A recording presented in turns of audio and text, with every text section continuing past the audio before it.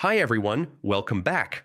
In today's video, I'll show you how to enable two-factor authentication, 2FA, on GitHub in 2025. If you want to add an extra layer of security to your account, this guide is for you.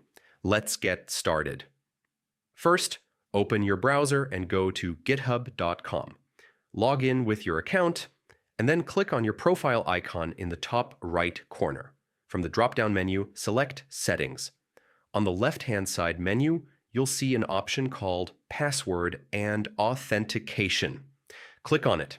Scroll down until you find the section for two-factor authentication. Now click Enable Two-Factor Authentication. At this point, GitHub will show you a QR code. To continue, open your Authenticator app on your phone. This could be Google Authenticator, Authy, or any similar app. Scan the QR code with your app.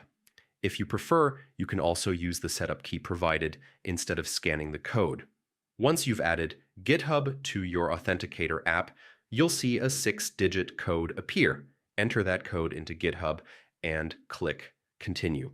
Next, GitHub will give you a set of recovery codes. These are very important because they let you access your account if you ever lose access to your phone. Make sure you download, copy, or save them in a secure place. Once you've done that, click I have saved my recovery codes.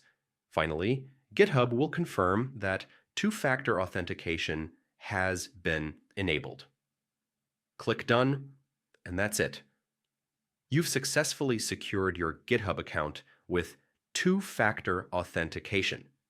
Now, every time you log in, you'll need your password plus a code from your Authenticator app, keeping your account much safer. Thanks for watching.